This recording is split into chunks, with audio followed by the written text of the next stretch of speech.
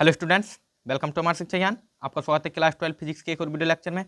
आज इस वीडियो में हम आपके लिए लेकर आए हैं क्लास 12 फिजिक्स के चैप्टर 1 से संबंधित एक वन शॉट वीडियो, जिसके अंतर्गत आज हम सोल्व करेंगे टॉप 10 मल्टीपल चॉइस क्वेश्चन को और 1 मार्क्स के इम्पोर्टेंट सभी क्वेश्चन को और 2 मार्क्स के क्वेश्चन को। और आज इस वीडियो में हम सोल्व करने वाले हैं सभी चैप्टर 1 के डेरिवेशन को, जो कि बोर्ड एग्जाम 2025 के लिए बहुत इंपॉर्टेंट साबित होने वाले हैं। तो ये आज का जो वीडियो है ये आपके बोर्ड एग्जाम के लिए बहुत ही इंपॉर्टेंट वीडियो है। और चैप्टर 1 से आप कोई भी क्वेश्चन किसी भी प्रकार का, चाहे वो शॉर्ट क्वेश्चन हो या मल्टीपल चॉइस क्वेश्चन हो, आप बोर्ड एग्जाम में बिल्कुल भी नहीं छोड़ कर आने वाले हैं इस वीडियो को देखने के बाद।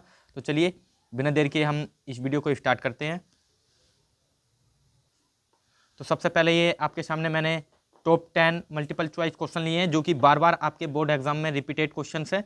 और ये मैं गारंटी से कहता हूं कि यदि आप इन्हीं मल्टीपल चॉइस क्वेश्चन को अच्छी तरह तैयार कर लेते हैं तो शायद ही आपसे कोई मल्टीपल चॉइस क्वेश्चन आपके बोर्ड एग्जाम में बच पाए। तो चलिए स्टार्ट करते हैं। हमारा पहला मल्टीपल चॉइस क्वेश्चन है, किस बिंदु पर विद्युत क्षेत्र की तीव्रता निम्न में से आर स्क्वायर के अनुक्रमानुपाती होगी। तो किस बिंदु पर विद्युत क्षेत्र की तीव्रता आर स्क्वायर के अनुक्रमानुपाती होती है, वो होता है ऑप्शन नंबर 1, बिंदु आवेश के कारण। किसी बिंदु आवेश के कारण विद्युत क्षेत्र की तीव्रता जो होती है वो आर स्क्वायर के अनुक्रमानुपाती होती है।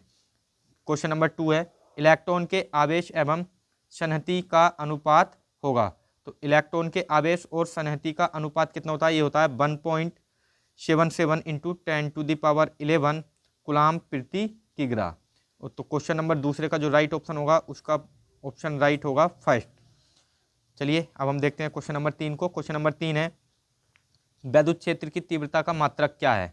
तो हमें वैद्युत क्षेत्र की तीव्रता का मात्रक बताना है। पहला ऑप्शन है कूलाम प्रति न्यूटन, दूसरा ऑप्शन है जूल प्रति न्यूटन, तीसरा है न्यूटन प्रति कूलाम, चौथा है न्यूटन प्रति मीटर। तो जो हमारा वैद्युत क्षेत्र है ई, उसका मात्रक क्या होता है, उसका मात्रक होता है न्यूटन प्रति कूलाम। तो इस क्वेश्चन का जो हमारा राइट ऑप्शन होगा वो होगा ऑप्शन नंबर 3। चलिए अब देखते हैं क्वेश्चन नंबर 4 को। क्वेश्चन नंबर 4 है, निम्न में से कौन सा वैद्युत क्षेत्र का मात्रक नहीं है। तो विद्युत क्षेत्र का कौन सा मात्रक इनमें से नहीं है, ये हमें बताना है। पहला ऑप्शन दिया हुआ है न्यूटन प्रति कूलाम, ये वैद्युत क्षेत्र का मात्रक है। और वोल्ट प्रति मीटर, ये भी वैद्युत क्षेत्र का मात्रक है। जूल प्रति कूलाम, ये वैद्युत क्षेत्र का मात्रक नहीं है। तो हमारा जो, और जूल कूलाम प्रति मीटर, ये भी वैद्युत क्षेत्र का ही मात्रक है। तो हमारा जो ऑप्शन होगा, हमसे पूछा गया है नहीं है, यानी मात्रक नहीं है। तो इसका मात्रक कौन सा नहीं है, ऑप्शन नंबर 3, जूल प्रति कूलाम इसका मात्रक नहीं है। तो अब क्वेश्चन नंबर 5 है, वैद्युतशीलता का एसआई मात्रक है। तो वैद्युतशीलता का एसआई मात्रक क्या होता है, तो इसका राइट ऑप्शन होगा, पहला ऑप्शन है न्यूटन मीटर स्क्वायर प्रति कूलाम स्क्वायर, दूसरा है कूलाम स्क्वायर प्रति newton metre square, third option हमें दिया हुआ है न्यूटन प्रति कूलाम, और चौथा है न्यूटन वोल्ट प्रति मीटर स्क्वायर। तो इसका जो राइट ऑप्शन होगा वो होगा ऑप्शन नंबर 2, कूलाम स्क्वायर प्रति न्यूटन मीटर स्क्वायर। ये वैद्युतशीलता यानी एप्सिलॉन नॉट का मात्रक है। तो नेक्स्ट हमारा विकल्प है, वैद्युत क्षेत्र ई वेक्टर में पी वेक्टर आघूर्ण वाले द्विध्रुव पर लगने वाला बल आघूर्ण है। यानी ई में पी आघूर्ण वाले द्विध्रुव पर लगने वाला बल आघूर्ण का हमें सूत्र बताना है। तो ये क्या होगा, ये होगा P vector cross E vector. तो इसका राइट आंसर होगा ऑप्शन नंबर 2। नेक्स्ट है क्वेश्चन नंबर 7, हमें दिया हुआ है चांदी का परावैद्युतांक होता है। तो चांदी का परावैद्युतांक होता है, ये चांदी का परावैद्युतांक कितना होता है, ये होता है इनफाइनाइटी यानी अनंत। तो इसका राइट ऑप्शन होगा ऑप्शन नंबर 4। तो चलिए अब बढ़ते हैं हमारे नेक्स्ट विकल्प की ओर। तो हमारा नेक्स्ट क्वेश्चन है, विद्युत फ्लक्स का मात्रक है। तो विद्युत फ्लक्स का मात्रक होता है ऑप्शन नंबर 1 न्यूटन प्रति कूलाम, दूसरा है वोल्ट मीटर, तीसरा वोल्ट प्रति मीटर, चौथा है न्यूटन मीटर प्रति कूलाम। तो इसका राइट ऑप्शन होगा ऑप्शन नंबर 2, वोल्ट मीटर। अब हम बढ़ते हैं हमारे नेक्स्ट क्वेश्चन की ओर। नेक्स्ट क्वेश्चन है, एक इलेक्ट्रॉन जिस पर आवेश E तथा द्रव्यमान m है, एक समान विद्युत क्षेत्र E में गतिमान है, तो इसका त्वरण होगा। तो हमें इसके त्वरण को बताना है। पहला ऑप्शन है E/m, सेकंड है m/E, और थर्ड ऑप्शन है E/m, और चौथा ऑप्शन है E/m। तो इसका राइट ऑप्शन होगा option number 3, E/m। m। Next हमारा अंतिम विकल्प है, दो समान आवेशों q, q को जोड़ने वाली रेखा के मध्य बिंदु पर एक आवेश q डैश रख दिया जाता है। यदि तीनों आवेशों का निकाय संतुलन में हो तो q डैश का मान होगा। तो चलिए इसको हम आपको सोल्व करके दिखाते हैं। तो यहाँ पर जो दो आवेश हैं, पहले मैं यहाँ पर एक आवेश ये है q और एक दूसरा आवेश ये है, यहाँ पर आवेश q और q, दो आवेश रखे हैं। इनके मध्य बिंदु पर यानी इनके बीच में एक q डैश आवेश को रख दिया जाता है। तो पूछ रहा है हमसे यदि तीनों आवेशों का निकाय संतुलन में हो तो q डैश का मान हमें बताना है। ये जो q डैश है इसका मान बताना है। तो q के सॉरी इस q के कारण जो बल लगेगा F1 बराबर इस q के कारण इस Q1 पर लगाया गया बल क्या होगा, ये होगा K Q dash upon R square. इसको मान लेते हैं समीकरण 1। ठीक इसी प्रकार अब इस Q के कारण इस वाले आवेश पर बल क्या होगा, इसको मान लेते हैं F2 बराबर क्या होगा K Q क्योंकि दोनों आवेश Q हैं, समान हैं, और अपॉन में क्या आएगा R स्क्वायर। ये समीकरण 2 है। अब ये एक दूसरे से R मीटर की दूरी पर रखे हैं, ये हमने माना है कि जो आवेश हैं वो R मीटर की दूरी पर हैं, और ये जो R दूरी है ये हो जाएगी R/2। तो यहाँ पर भी कितना हो जाएगा R/2 का स्क्वायर। अब समीकरण 1 व 2 से यानी अब निकाय संतुलन में होगा तो इसका रीजन क्या होगा, यहाँ से तब जब निकाय संतुलन में होता है तो F1 और F2 दोनों पर जो बल लग रहा है वो क्या होगा, बराबर होगा। तो यहाँ से अब हम समीकरण 1 व 2 को का मान रख देंगे। तो यहाँ से समीकरण 1 का F1 का मान रखेंगे तो क्या K Q into Q dash upon R/2 का स्क्वायर बराबर, यहाँ से F2 का मान रखेंगे, समीकरण 2 का मान रखेंगे, तो यहाँ से K Q into Q upon R square. अब यहाँ से ये K से K कैंसिल हो जाएगा और एक Q से ये Q कैंसिल हो जाएगा, और ये जो Q डैश है ये ऐसे ही रहेगा अपॉन ये R स्क्वायर हो जाएगा, और 2 का वर्ग ऊपर यानी 4 के गुणा में जाएगा, यानी Q डैश के गुणा में चला जाएगा, 2 का वर्ग 4 क्योंकि बटे का बटा ऊपर पहुंच जाता है गुणा में, और यहाँ से ये Q अपॉन R स्क्वायर ऐसे ही रहेगा। तो R स्क्वायर से R स्क्वायर कैंसिल हो जाएगा, तो ये यानी Q डैश का जो मान होगा Q डैश बराबर होगा ये 4 इसके बटे में चला जाएगा Q/4। तो Q डैश का मान आ गया जो आवेश थे पहले उनका 1/4 गुना। तो हमारा जो ऑप्शन होगा ऑप्शन नंबर 3 प्लस Q/4 होगा। तो इस प्रकार जो हमारा 10वां ये मल्टीपल चॉइस क्वेश्चन था उसको हमने आपको सोल्व करके दिखाया, और जिसका राइट ऑप्शन आया प्लस Q/4। तो चलिए हमारे जो आज के 10 इम्पोर्टेंट्स ये मल्टीपल चॉइस क्वेश्चन थे हमने उनको सोल्व कर लिया है। अब हम बढ़ते हैं हमारे अति लघु उत्तरीय प्रश्नों की ओर या फिर 1 मार्क्स वाले क्वेश्चंस की ओर, जो कि बहुत ही इंपॉर्टेंट हैं। और यदि आप उन सभी क्वेश्चंस को इस वीडियो को पूरा देखते हैं तो आपको जो बोर्ड एग्जाम है उसमें चैप्टर 1 से कोई भी शॉर्ट क्वेश्चन हो या डेरिवेशन हो या लॉन्ग क्वेश्चन, आप किसी भी प्रकार के क्वेश्चन को नहीं छोड़ के आएंगे। तो चलिए बढ़ते हैं हमारे नेक्स्ट क्वेश्चनों की ओर। तो चलिए जो टॉप 10 शॉर्ट क्वेश्चंस हैं 1 मार्क्स वाले, उसका पहला क्वेश्चन है विद्युत क्षेत्र की तीव्रता की परिभाषा एवं इसका मात्रक लिखिए। तो विद्युत क्षेत्र की तीव्रता की परिभाषा क्या होती है और इसके मात्रक को हमें लिखना है। तो चलिए हम लिखते हैं। तो यहाँ से हम सॉल्यूशन स्टार्ट कर रहे हैं इसका। तो क्या होता है, विद्युत क्षेत्र में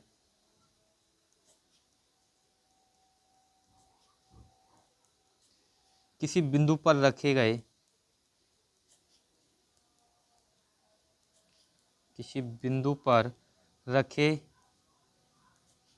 परीक्षण आवेश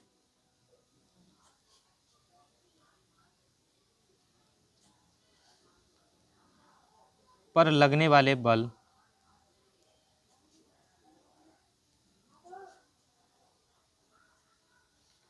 तथा परीक्षण आवेश के मान, बल तथा परीक्षण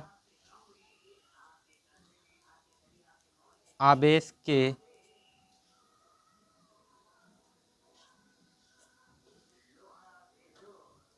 आवेश के मान की निष्पत्ति या आप अनुपात भी लिख सकते हैं, का अनुपात, मान का अनुपात, निष्पत्ति की जगह आप अनुपात भी लिख सकते हैं। अनुपात उस बिंदु पर विद्युत क्षेत्र की तीव्रता कहलाता है, उस पर विद्युत क्षेत्र की तीव्रता कहलाता है।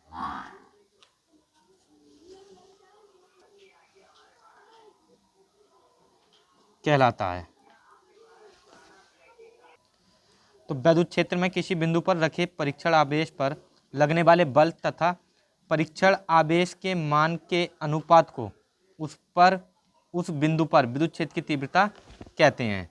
यानी ई वेक्टर बराबर होगा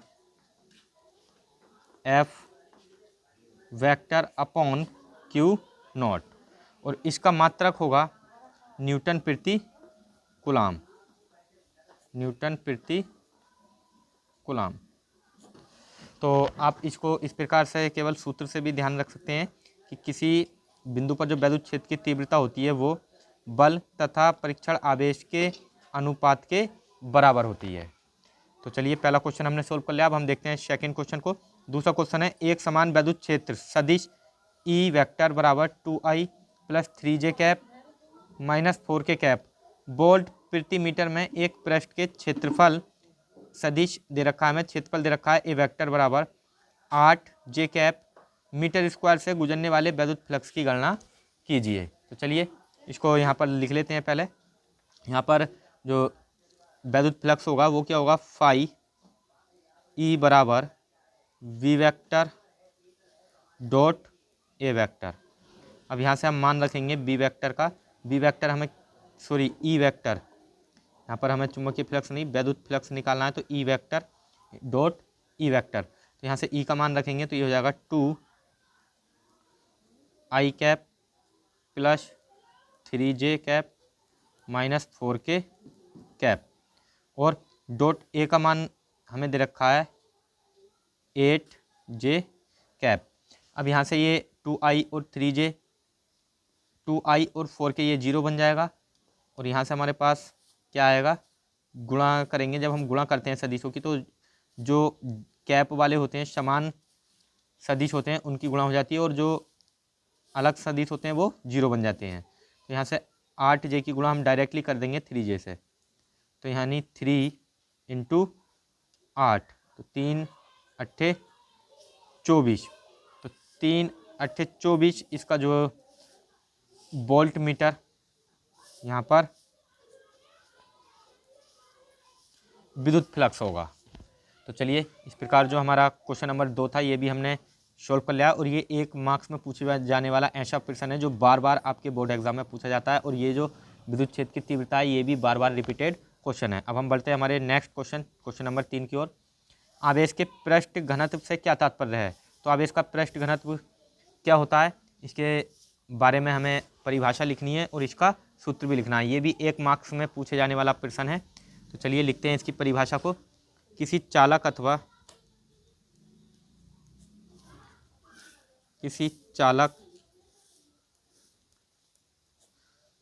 अथवा अचालक पदार्थ के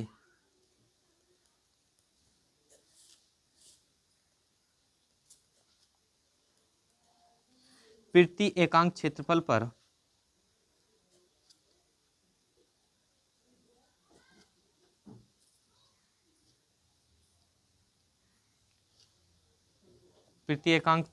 पर उपस्थित आवेश की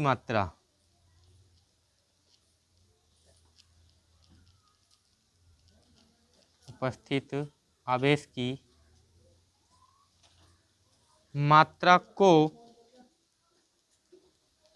आवेश का पृष्ठ घनत्व कहते हैं।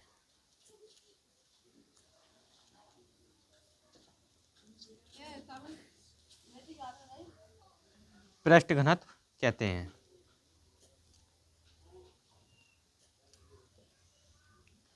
तो किसी चालक पदार्थ हो या फिर कोई अचालक पदार्थ, उसके प्रति एकांक क्षेत्रफल पर जो आवेश उपस्थित होता है उसी की मात्रा को हम आवेश का पृष्ठ घनत्व कहते हैं।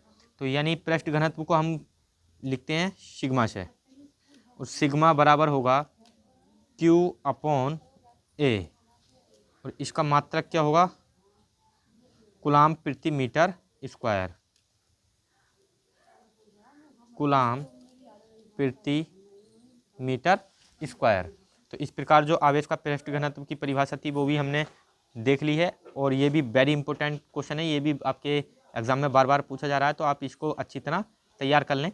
नेक्स्ट हमारा क्वेश्चन है क्वेश्चन नंबर 4, अनंत विस्तार के आवेशित चादर के समीप वैद्युत क्षेत्र की तीव्रता का सूत्र लिखो। तो चलिए लिखते हैं हम इसके सूत्र को, वैद्युत क्षेत्र की तीव्रता का सूत्र।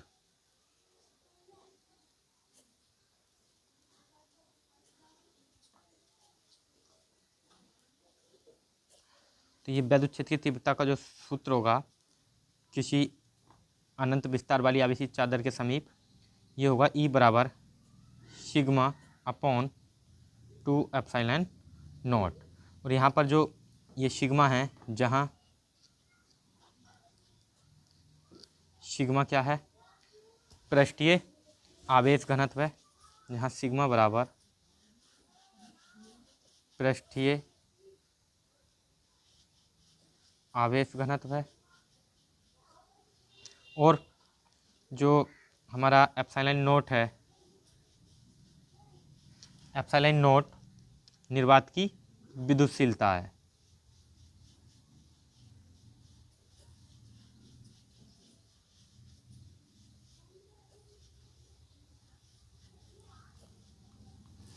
तो चलिए इस प्रकार जो हमारा अनंत विस्तार के आवेशित चादर के समीप वैद्युत क्षेत्र की तीव्रता का व्यंजक था वो भी हमने लिख लिया है। ये होता है E बराबर सिग्मा अपॉन 2 एप्सिलॉन नॉट, और यहाँ पर जो Q है ये पृष्ठीय आवेश घनत्व है, और एप्सिलॉन नॉट निर्वात की विद्युतशीलता है।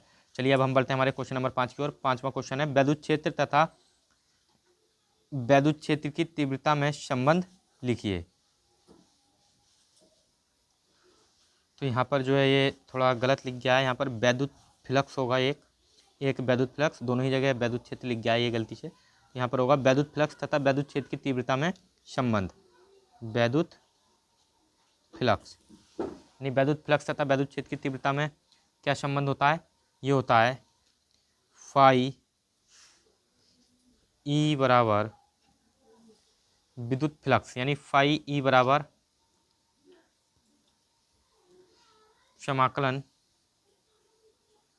E vector dot D A vector. तो इस प्रकार जो वैद्युत फ्लक्स है और वैद्युत क्षेत्र है उसमें जो संबंध है, ये समीकरण है इसका, फाई E बराबर समाकलन E vector dot D A vector. और यहाँ पर जो D A वेक्टर है मैं लिख देता हूँ, जहाँ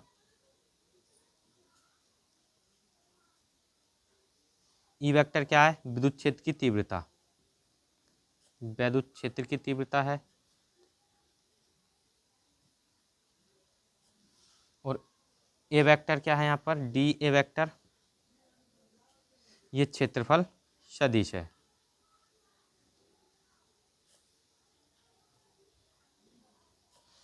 तो क्वेश्चन नंबर 5 भी हमने सोल्व कर लिया है। अब हम बढ़ते हैं नेक्स्ट क्वेश्चन की ओर। तो नेक्स्ट क्वेश्चन नंबर 6 है, एक कूलाम में कितने इलेक्ट्रॉन होते हैं। तो यहाँ पर जो एक कूलाम होता है, इसका सॉल्यूशन मैं लिख देता हूँ यहाँ पर, एक कूलाम में 6.25 गुणा 10⁻18 इलेक्ट्रॉन होते हैं।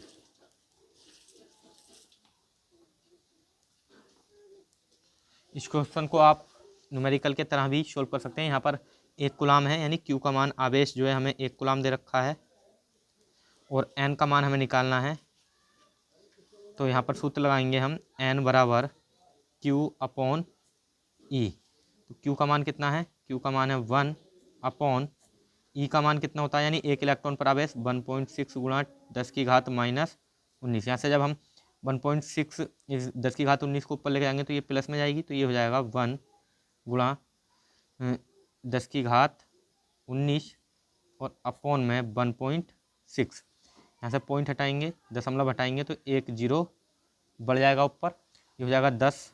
और अब यहाँ से एक जीरो और हम इधर को ले लेते हैं तो घात कितनी बचेगी, यानी 10, यहाँ पे एक जीरो और लगा दिया, 19 में से एक जीरो इधर को ले आए तो यानी 100 हो गया, गुणा ये जो जितनी घात होती है इतनी ही जीरो होते हैं, यानी यहाँ पर अब एक जीरो इधर पहुँच गया तो कितना बचेगा, 10 की घात 18 और बटे 16। जब आप 16 से इसको काटेंगे, कैंसिल करेंगे तो ये आएगा 6.25 इंटू 10⁻18 इलेक्ट्रॉन। तो इस प्रकार भी आप इसको सॉल्व कर सकते हैं। तो चलिए क्वेश्चन नंबर 6 भी हमने सॉल्व कर लिया और ये बार बार रिपीटेड क्वेश्चन है, तो इसको अच्छी तरह तैयार कर लें। नेक्स्ट क्वेश्चन है, कूलाम के नियम का सदिश रूप लिखिए। तो कूलाम के नियम का सदिश रूप हमें लिखना है और ये वेरी वेरी इंपॉर्टेंट क्वेश्चन है, ये 1 मार्क्स में आपसे बार बार पूछे जाने वाला प्रश्न है, तो आप इसको अच्छी तरह तैयार कर लें। तो कूलाम के नियम का सदिश स्वरूप होता है F12 वेक्टर बराबर 1/4 pi epsilon not Q1 into Q2 upon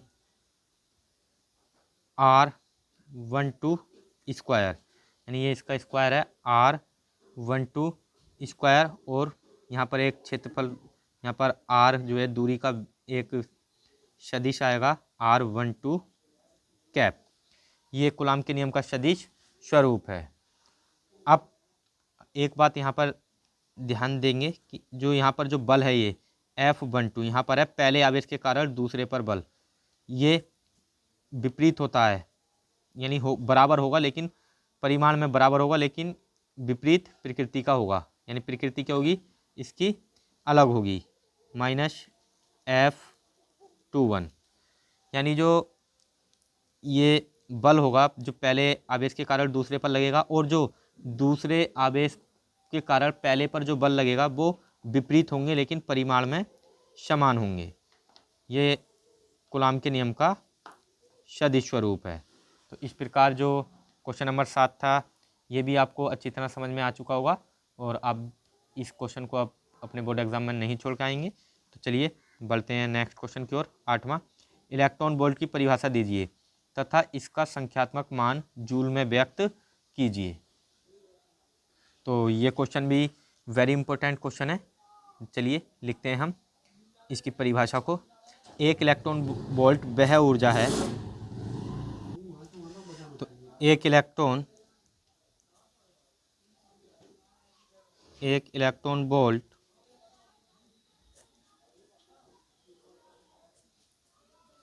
वह ऊर्जा है जो किसी इलेक्ट्रॉन से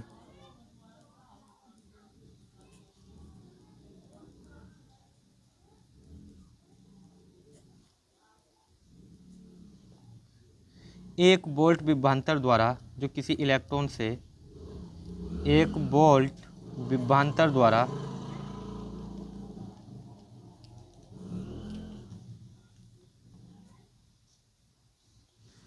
त्वरित होने पर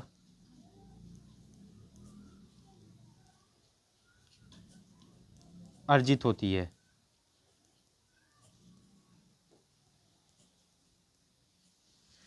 तो इलेक्ट्रॉन वोल्ट क्या होता है, यानी एक इलेक्ट्रॉन वोल्ट वह ऊर्जा है जो किसी इलेक्ट्रॉन से 1 वोल्ट विभवांतर द्वारा त्वरित होने पर अर्जित होती है या फिर प्राप्त होती है।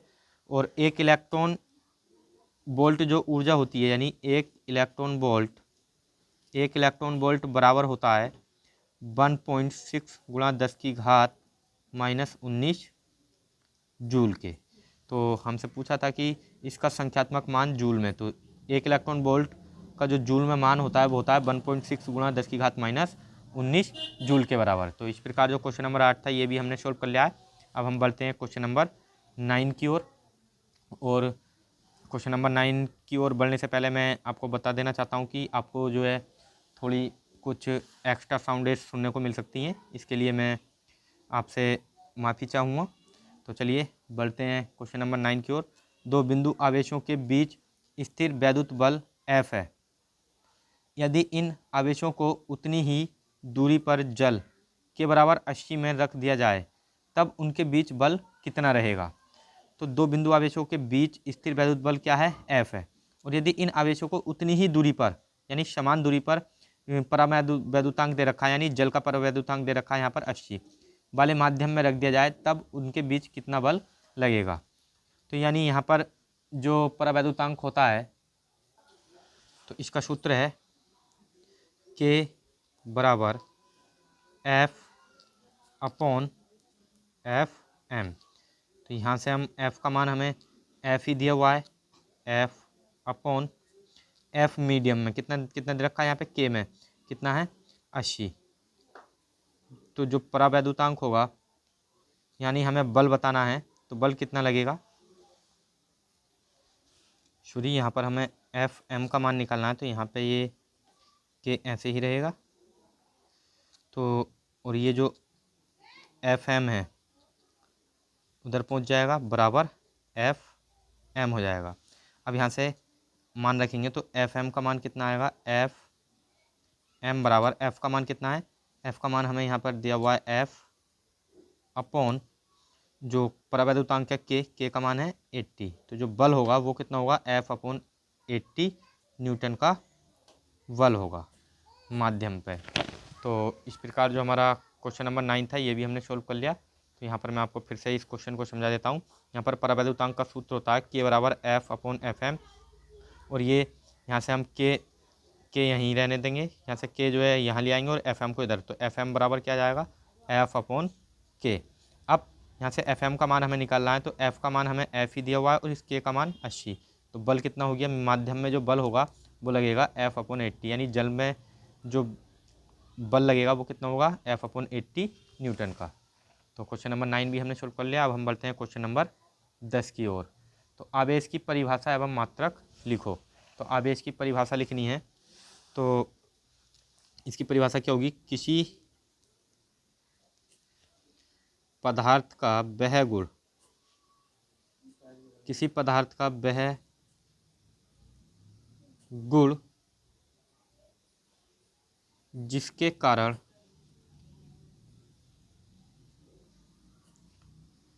पदार्थ में चुंबकीय या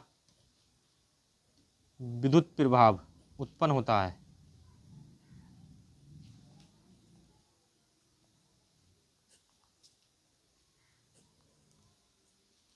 विद्युत आवेश कहलाता है।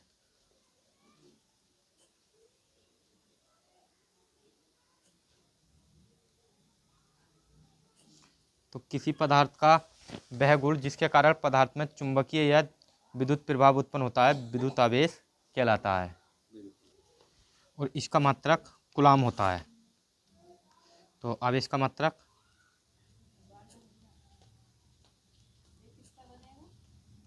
कूलाम होता है, और इसे प्रदर्शित हम कैसे करते हैं, इसे Q से हम प्रदर्शित करते हैं। तो चलिए क्वेश्चन नंबर 10 जो था ये हमने सोल्व कर लिया है, और इस प्रकार जो हमारे 1 मार्क्स के इम्पोर्टेंट क्वेश्चन थे वो पूर्ण हो चुके हैं। अब हम बढ़ते हैं हमारे नेक्स्ट टाइप की ओर, जो कि हैं 2 मार्क्स के क्वेश्चंस के।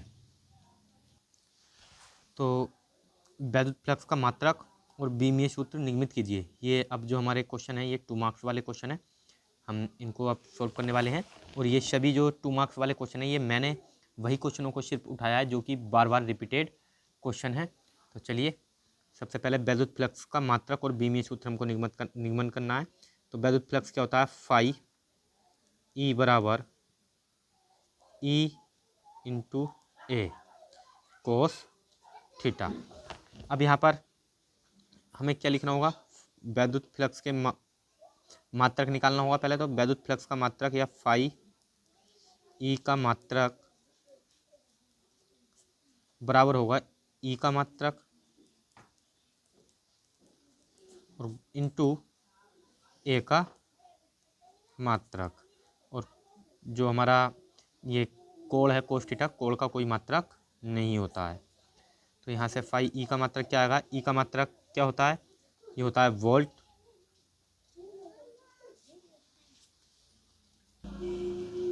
प्रति मीटर, इंटू ए का मात्रक क्या होता है मीटर स्क्वायर। अब यहाँ से मीटर से ये मीटर कैंसिल हो जाएगा, तो यहाँ से जो फाई ई है विद्युत फ्लक्स है, इसका मात्रक क्या आएगा, ये आएगा वोल्ट मीटर। एक मात्रक हमें क्या प्राप्त हुआ, वोल्ट मीटर। और एक विद्युत फ्लक्स का जो ई का मात्रक होता है, यहाँ पर दूसरे मात्रक को भी हम देख लेते हैं। तो विद्युत फ्लक्स का मात्रक क्या होता है, ई का मात्रक यानी फाई ई का मात्रक बराबर होगा, यानी ई का मात्रक क्या होता है, एक होता है न्यूटन प्रति कूलाम। तो यानी यहाँ पे हम लिखेंगे newton upon coulomb into metre में हमें ये ए का मात्रक, यानी यहाँ पे लिखना है मीटर स्क्वायर। तो इस प्रकार जो फाई ई का मात्रक होगा वो क्या हो जाएगा, फाई ई का मात्रक ये होगा न्यूटन प्रति कूलाम, न्यूटन प्रति कूलाम और मीटर स्क्वायर, इसके पूरे के यानी मल्टीप्लाई में मीटर स्क्वायर। तो इस प्रकार जो यहाँ पर हमारा फाई ई है वैद्युत फ्लक्स है, उसका मात्रक हमने निकाल लिया है। तो अब हम निकालते हैं इसकी बीमा को। तो फाई ई यानी वैद्युत फ्लक्स की बीमा, अगर बीमा की बात करें तो यहाँ पे हमें जो आवेश है, आवेश की बीमा को लिखना होगा, सॉरी ई की बीमा इंटू ए की बीमा, ए की बीमा। तो इस प्रकार जो फाई ई की बीमा होगी, यहाँ पे ई की बीमा क्या होगी, ई बराबर होता है न्यूटन प्रति कूलाम। तो यानी न्यूटन क्या होता है, बल, बल की बीमा क्या होती है, बल की बीमा लिखनी हमें होगी, हमें यहाँ पर M L T minus two upon आवेश की बीमा क्या होती है, आवेश की बीमा होती है ए टी गुणा ए की बीमा। अब ए की बीमा लिखनी होगी हमें एल स्क्वायर। अब यहाँ से जो है हम इसको हल करेंगे तो यहाँ से कितना आएगा, जब आप इसको आगे सोल्व करेंगे, सोल्व कर लीजिएगा, तो यहाँ से बनेगा एम एल की क्यूब, एल क्यूब और टी की पावर माइनस हो जाएगी 3, टी की घात -3 और ए का हो जाएगा इनवर्स, ए इनवर्स। तो इस प्रकार से जो हमारा फाई ई है वैद्युत फ्लक्स है, उसके मात्रक, सूत्र और बीमा ये हमने आपको लिखकर दिखाया, और मुझे उम्मीद है कि ये आपको अच्छी तरह समझ में आ चुका होगा। तो फाई ई के मैं एक बार फिर से रिपीट कर देता हूँ। फाई ई के दो मात्रक होते हैं, पहला होता है वोल्ट मीटर, दूसरा होता है न्यूटन प्रति कूलाम मीटर स्क्वायर। अब यहाँ से जो हमने फाई ई की बीमा निकाली थी, ये ई की बीमा रखी हमने, M L T minus two upon A T, ये ई की बीमा है, और ये ए की बीमा एल स्क्वायर। और इसको आगे को सोल्व करा तो ये एम एल की क्यूब और टी की घात -3 और ए की घात -1, ये इसकी बीमा हमें प्राप्त हो जाती है। तो चलिए, इस प्रकार जो हमारा 2 मार्क्स का क्वेश्चन था, इसका पहला क्वेश्चन हमने सोल्व कर लिया। अब हम बढ़ते हैं क्वेश्चन नंबर 2 की ओर। ये है, यदि किसी 8 सेमी भुजा वाले एक घन के केंद्र पर 1 कूलाम आवेश रखा जाए तो घन के किसी फलक से बाहर आने वाले फ्लक्स की गणना करो। यदि किसी 8 सेमी भुजा वाले एक घन के केंद्र पर 1 कूलाम आवेश रखा जाए तो घन के किसी फलक से बाहर आने वाले फ्लक्स की गणना कीजिए। तो जो घन से गुजरने वाला वैद्युत फ्लक्स होगा वो क्या होगा, मैं लिख देता हूँ यहाँ पर, घन से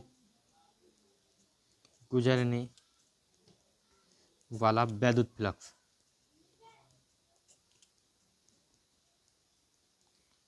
तो वैद्युत फ्लक्स का सूत्र क्या होता है, ये होता है फाई ई बराबर क्यू अपॉन एप्सिलॉन नोट। इसे हम अब यहाँ से जो हमारा घन है,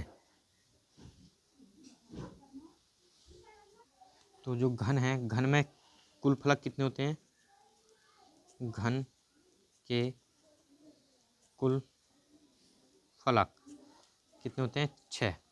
अब जो हमारा गुजरने वाला वैद्युत फ्लक्स होगा वो 1/6, एक फलक की बात चलिए तो एक फलक से कितना गुजरेगा, 1/6, 6 से भाग कर देंगे तो यहाँ से आ जाएगा फाई ई बराबर 1/6 क्यू अपॉन एप्सिलॉन नॉट। अब यहाँ से हम मान रखेंगे क्यू का मान हमें कितना दे रखा था, 1 कूलम आवेश, तो क्यू का मान रखेंगे 1/6 × 1 अपॉन यहाँ पे जो एप्सिलॉन नॉट होता है इसका मान होता है 8.85। आप ध्यान रखेंगे 8.85 गुणा 10⁻⁻12।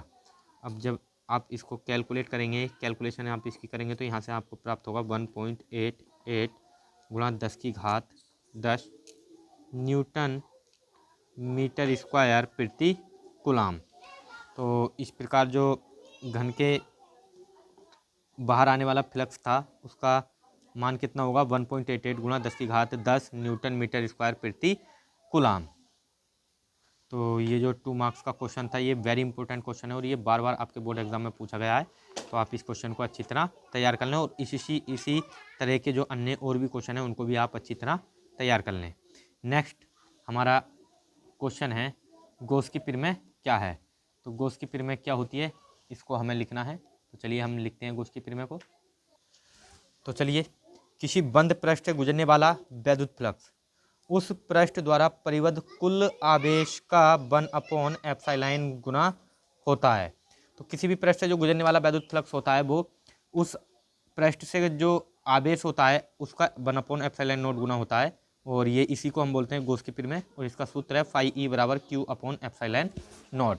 तो इस प्रकार जो गॉस प्रमेय थी इसका जो 2 मार्क्स में क्वेश्चन था ये हमने सोल्व कर लिया। अब हम बढ़ते हैं हमारे नेक्स्ट क्वेश्चन की ओर।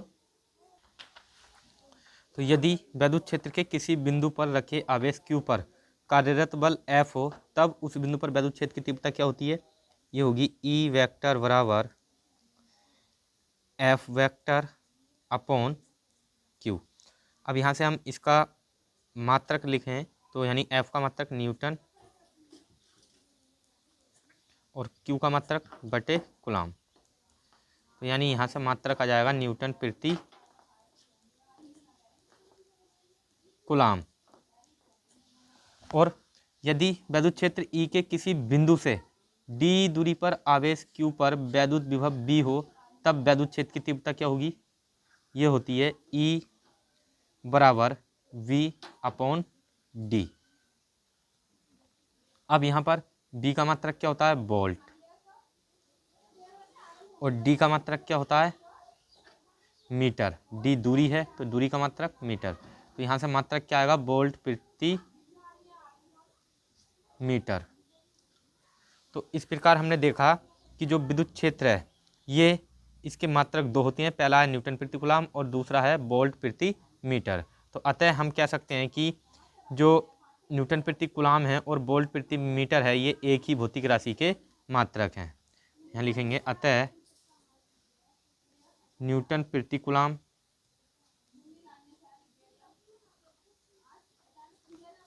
तथा वोल्ट प्रति मीटर एक ही राशि के मात्रक हैं।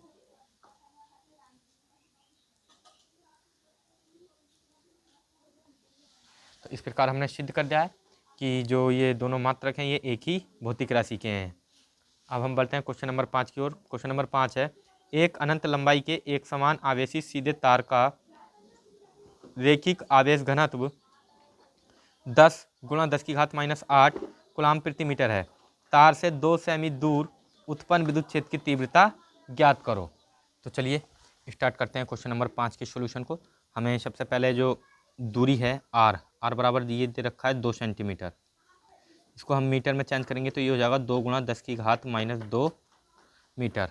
और जो हमें रेखीय आवेश घनत्व दे रखा है लैम्डा, रेखीय आवेश घनत्व को हम डिनोट करते हैं लैम्डा से, और लैम्डा बराबर दे रखा है हमें 10.0 गुणा 10⁻⁸ कूलम प्रति मीटर। अब यहाँ पर हमें विद्युत क्षेत्र की तीव्रता ज्ञात करनी है, ई हमें फाइंड करना है। तो ई बराबर सूत्र होता है लैम्डा अपॉन 2πε0 r। अब यहाँ से हम इसको आगे व्यवस्थित करेंगे तो ये जो 2 पाई है और ε0 है इसका मान हमारे पास नहीं है, तो यहाँ पर हम 2 से गुणा कर दें तो ये हो जाएगा 2 लैम्डा और 2 से ही हम भाग कर देंगे तो 2 दूनी 4 हो जाएगा ये, तो 4πε0 r। तो इस प्रकार ये सूत्र हमारे पास बन जाएगा, 2 से हमने गुणा कराया और 2 से ही भाग। अब इसमें हम मान रखेंगे तो ई बराबर यहाँ से 2 गुणा लैम्डा का मान कितना दे रखा है हमें 10.0 गुणा 10 की घात -8 अपॉन ये जो 1/, ये 4 पाई एप्सिलॉन नोट है, इसको हम अलग ले लेते हैं 1/4 पाई एप्सिलॉन नोट, और इनटू जो आर है, आर का मान हमें दे रखा है 2 गुणा 10 की घात कितना है 2, हाँ ठीक है 2 गुणा 10 की घात -2। अब यहाँ से 1/4 पाई एप्सिलॉन नोट का मान रखेंगे तो ये होता है 9 गुणा 10 की घात 9 गुणा 2 और गुणा में 10 गुणा 10 की घात -8 है, और ये 2 ऊपर लेके जाएंगे तो +2 आ जाएगी, और बटे में यहाँ से हमारे पास बचेगा 2। इस 2 से इस 2 को कैंसिल करेंगे तो 9 दाई, अब इसकी गुणा कर दो 9 दाई 90, तो ई बराबर हो जाएगा 90 गुणा 10 की घात कितना हो गया ये 9 है, और यहाँ से बचेगा 10 की घात -8 में से 2 घटाएंगे तो 10 की घात -6।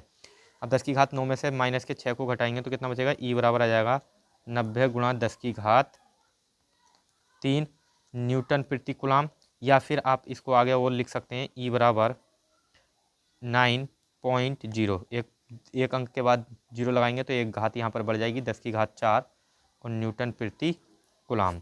तो इस प्रकार जो हमारा क्वेश्चन नंबर 5 था ये हमने सोल्व कर लिया है, और मुझे उम्मीद है कि ये आपको बहुत अच्छी तरह समझ में आ चुका होगा। अब हम बढ़ते हैं हमारे क्वेश्चन नंबर 6 की ओर। तो जो क्वेश्चन नंबर 6 है वो हमें दिया हुआ है, 1 माइक्रो कूलम के 2 बराबर परंतु विपरीत आवेश 2 मिमी दूर रखें हैं, इस विद्युत द्विध्रुव का द्विध्रुवाघूर्ण ज्ञात कीजिए। तो द्विध्रुवाघूर्ण यहाँ पर हम लिख लेते हैं क्या क्या दिया है हमें।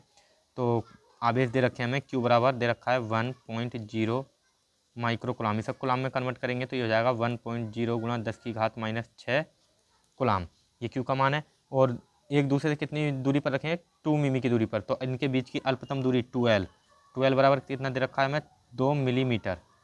तो इसे मीटर में कन्वर्ट करेंगे तो 2 गुणा मिली को जब हम मीटर में चेंज करते हैं तो 10 की घात -3 से गुणा करते हैं और ये मीटर बन जाएगा। और हमें पी जो है निकालना है यहाँ से, तो पी बराबर क्या होता है 2L इंटू क्यू। तो यहाँ से पी बराबर 2L, यहाँ से 2L की वैल्यू कितनी है 2 गुणा क्यू की वैल्यू कितनी है, क्यू की वैल्यू है 1.0 गुणा 10 की घात -6, और सॉरी यहाँ पर ये 2 गुणा 10 की घात -3 भी है।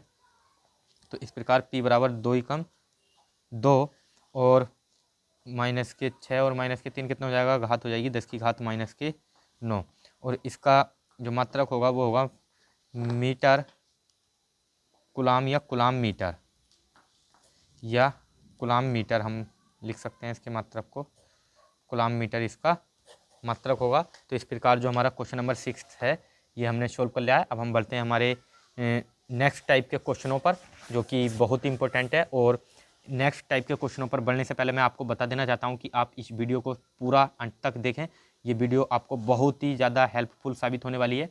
और बस 3 क्वेश्चंस और हैं, इसके बाद में हम जो हमारे इस चैप्टर 1 के सभी मोस्ट इम्पोर्टेंट डेरिवेशंस हैं, विस्तृत प्रश्न हैं, उन सभी को सोल्व करने वाले हैं। तो आप पैशंस के साथ मेरे साथ इस वीडियो को देखते रहें, और छोटे क्वेश्चन और डेरिवेशन आज हम आपको सभी प्रकार के क्वेश्चन चैप्टर 1 के कराने वाले हैं, जो कि बोर्ड एग्ज़ाम के लिए बहुत ही इंपॉर्टेंट साबित होंगे। और आपके बोर्ड एग्ज़ाम में यदि आप इस वीडियो को देख लेते हैं तो कोई भी क्वेश्चन नहीं बचेगा। तो चलिए बढ़ते हैं हमारे नेक्स्ट टाइप के क्वेश्चन की ओर। तो चलिए अब हम आ चुके हैं हमारे नेक्स्ट टाइप के क्वेश्चन पर, जो कि है 3 मार्क्स वाले क्वेश्चन। और इसका पहला क्वेश्चन है कूलम का वैद्युत बल संबंधी नियम लिखिए। तो इसका हल हम यहाँ से स्टार्ट करते हैं। तो हल के अनुसार, यानी जो कूलम का नियम है, कूलम के नियम अनुसार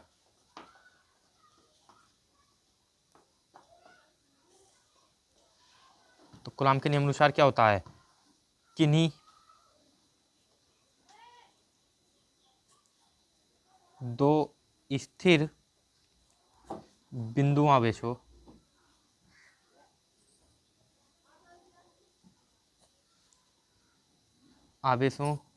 के बीच की दूरी r मीटर है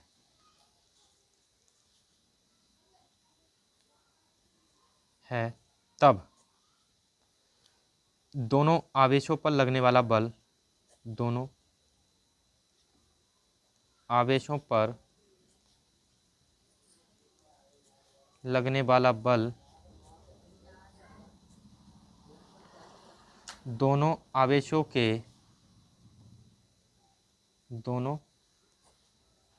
के गुणनफल के अनुक्रमानुपाती तथा इनके बीच की दूरी r के वर्ग के व्युत्क्रमानुपाती होता है, तथा इनके बीच की दूरी r के वर्ग के व्युत्क्रमानुपाती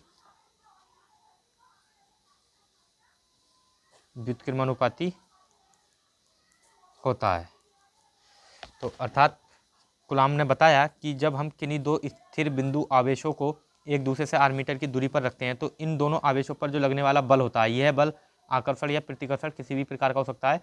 तो इन आवेशों पर लगने वाला बल दोनों आवेशों के गुणनफल के अनुक्रमानुपाती तथा इनके बीच की दूरी r के वर्ग के व्युत्क्रमानुपाती होता है। अर्थात F जो होगा वो अनुक्रमानुपाती होगा Q1 Q2 यानी दोनों आवेशों के गुणनफल के, और F व्युत्क्रमानुपाती होगा 1/r² यानी दोनों आवेशों के जो बीच की दूरी होगी। यानी मान लीजिए यहाँ पर ये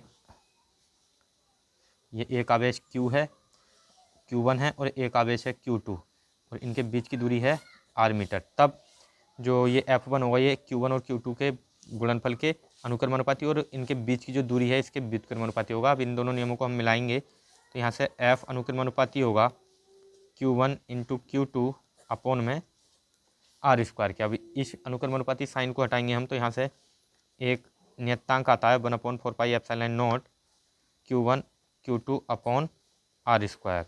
और ये जो 1/4πε0 है लिख देंगे कि जहाँ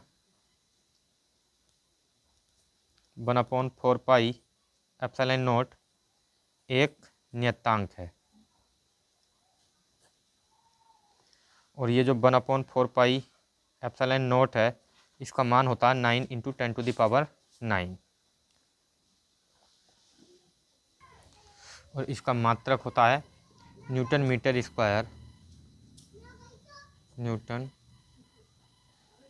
स्क्वायर प्रति कूलाम स्क्वायर। तो इस प्रकार ये जो कूलाम का नियम है ये हमने आपको दिखाया। तो ये कूलाम का नियम है और मुझे उम्मीद है कि ये जो कूलाम का नियम है ये आपको अच्छी तरह समझ में आ चुका होगा। अब हम बढ़ते हैं हमारे नेक्स्ट क्वेश्चन की ओर। तो चलिए क्वेश्चन नंबर 2 हमें दिया है, वैद्युत द्विध्रुव तथा वैद्युत द्विध्रुव आघूर्ण को परिभाषित करो। यानी हमें वैद्युत द्विध्रुव और वैद्युत द्विध्रुव आघूर्ण की परिभाषा लिखनी है और 2 × 10⁻⁸ कूलाम मीटर द्विध्रुव आघूर्ण का वैद्युत द्विध्रुव 2 × 10⁵ वोल्ट प्रति मीटर के एक समान वैद्युत क्षेत्र से 30 डिग्री पर झुका है। द्विध्रुव की स्थितिज ऊर्जा, एक तो हमें निकालनी है स्थितिज ऊर्जा और एक निकालना है बल युग्म का आघूर्ण ज्ञात कीजिए। तो दो चीज़ें हमें निकालनी है, फाइंड करनी है। तो चलिए सबसे पहले हम वैद्युत द्विध्रुव और वैद्युत द्विध्रुव आघूर्ण की परिभाषा लिख देते हैं ताकि आपका जो टाइम है वो ज़्यादा वेस्ट ना हो, क्योंकि वीडियो जो है काफ़ी लंबा हो चुका है। तो चलिए वैद्युत द्विध्रुव की परिभाषा देख लेते हैं। पहले वह वैद्युत निकाय जिसमें दो बराबर परंतु विपरीत आवेशों को एक दूसरे से अल्प दूरी पर रखने से बनता है वैद्युत द्विध्रुव कहलाता है। तो यहाँ पर ये एक निकाय है और यहाँ पर जो है दो विपरीत आवेश हैं एक दूसरे से अल्प दूरी पर यानी 2l दूरी पर रखा है। तो इस प्रकार जो ये निकाय है इसको हम बोलेंगे वैद्युत द्विध्रुव। दूसरा है वैद्युत द्विध्रुव आघूर्ण। अब वैद्युत द्विध्रुव आघूर्ण क्या होता है, तो यानी ये जो हमारा इन दोनों ये निकाय है, इन दोनों निकायों में से किसी भी एक आवेश को ले लें और उनके बीच की अगर हम अल्पतम दूरी ले लें जो ये 2l है और इनका इसका गुणनफल कर दें यानी P = Q × 2l, इनका गुणनफल कर दें तो इसी को हम बोलते हैं वैद्युत द्विध्रुव आघूर्ण। तो चलिए परिभाषा देख लेते हैं कि किसी वैद्युत द्विध्रुव का एक आवेश तथा दोनों आवेशों के बीच की दूरी के गुणनफल को वैद्युत द्विध्रुव आघूर्ण कहते हैं और इसे हम डिनोट करते हैं P से। और P बराबर होगा Q × 2l और इसका मात्रक क्या होगा कूलाम मीटर। कूलाम मीटर इसका मात्रक होता है। तो हमने जो इसकी परिभाषा है दोनों की वो देख ली है। अब हम देखते हैं सॉल्व करते हैं इसके न्यूमेरिकल को। तो यहाँ से हमें सबसे पहले निकालना है बल युग्म आघूर्ण, यानी बल युग्म आघूर्ण निकालते हैं। तो बल युग्म आघूर्ण क्या होता है टो। तो सबसे पहले मान लिख लेते हैं कि जो मान हमें दिए हैं। तो यहाँ पर दिया है कूलाम मीटर, ये P का मान दे रखा है द्विध्रुव आघूर्ण हमें दे रखा है 2 गुणा 10 की घात -8 कूलाम मीटर। यहाँ से हम आंकिक प्रश्न कर रहे हैं, यानी न्यूमेरिकल स्टार्ट है हमारा यहाँ से।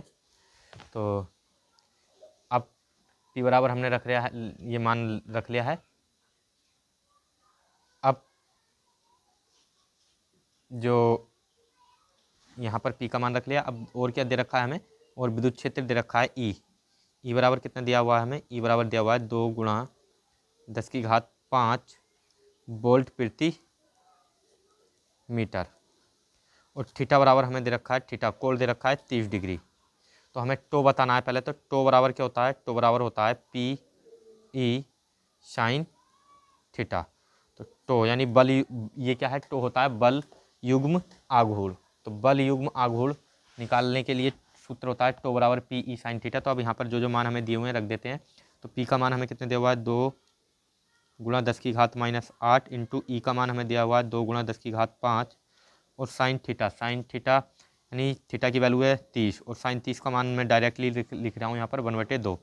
2 से 2 कैंसिल हो जाएगा। तो टो बराबर आएगा यहाँ से 2 गुणा 10 की घात -8 में से 5 घटाएंगे तो 10 की घात आएगा -3। और इसका जो मात्रक होगा, इसका मात्रक होगा, ये होगा न्यूटन मीटर। तो इस प्रकार जो हमारा बल आघूर्ण था ये हमने निकाल लिया। अभी हमें एक चीज़ और निकालनी है, स्थितिज ऊर्जा। तो स्थितिज ऊर्जा का सूत्र होता है U बराबर -P E कोस थीटा। तो U बराबर -P की वैल्यू हम रखेंगे -P की वैल्यू दे रखी है 2 गुणा 10 की घात -8 इंटू E की वैल्यू है 2 गुणा 10 की घात 5 और इंटू कोस थीटा की वैल्यू यहाँ पर कितनी, कोस थीटा का मान 30 रखेंगे तो कोस 30 की वैल्यू √3/2। यहाँ पर कोस 30 की वैल्यू कितनी होती है, √3/2 और 2 से यहाँ पर 2 कैंसिल हो जाएगा। तो यहाँ से हो जाएगा U बराबर हो जाएगा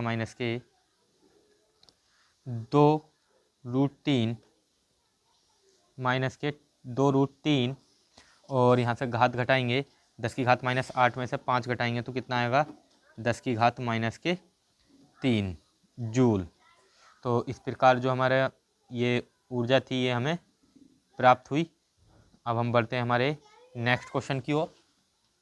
तो नेक्स्ट क्वेश्चन से बढ़ने से पहले मैं आपको, यदि आपको इसमें क्वेश्चन में कोई डाउट हो तो मैं इससे पहले आपको बता देता हूँ एक बार और। ये हमने पहले वैद्युत ध्रुव की परिभाषा लिखी, ये वैद्युत ध्रुव का निकाय हमने बता के दिखाया, फिर वैद्युत ध्रुव आघूर्ण की परिभाषा समझाई, फिर उसके बाद हमने निकाला वैद्युत ध्रुव आघूर्ण का सूत्र पर जो बल युग्म लगता है वो होता है टो बराबर P E साइन थीटा। यहाँ से हम ये 2 साइन थीटा का मान रखा हमने, साइन 30 का 1/2, 2 से 2 कैंसिल करा और इसी प्रकार यहाँ पर हमने इसको सॉल्व किया। तो मुझे उम्मीद है कि ये क्वेश्चन भी आपको बहुत अच्छी तरह समझ में आ चुका होगा, तो आप इसको भी नोट कर लीजिए। अब हम बढ़ते हैं नेक्स्ट क्वेश्चन की ओर। तो चलिए क्वेश्चन नंबर 3 हमें दिया है कि 2 बिंदु आवेशों 9 + 9 E एवं +E एक दूसरे से 16 सेंटीमीटर की दूरी पर स्थित हैं। इसके बीच एक आवेश Q कहाँ रखा जाए कि निकाय संतुलन में हो। तो चलिए मैं पहले आपको डायग्राम इसका बनाकर दिखा देता हूँ। यहाँ पर ये हमारा प्लस का 9E आवेश रखा है और यहाँ पर है दूसरा आवेश +E। अब इसके बीच में, इनके बीच की दूरी हम मान लेते हैं क्या है, इसके बीच की दूरी मानना नहीं है, हमें दे रखी है ये 16 सेंटीमीटर दूरी जो है हमें दे रखी है, एक दूसरे से 16 मीटर की दूरी पर, 16 सेंटीमीटर की दूरी पर रखे हैं और इनके बीच में एक आवेश हमने Q यहाँ पर रख दिया है। अब इस आवेश की हमें दूरी बतानी है दोनों आवेशों से, तो यानी हम इसको मान लेते हैं x। ये जो आवेश है, जो 9E आवेश है, इससे इसकी दूरी मान ली x।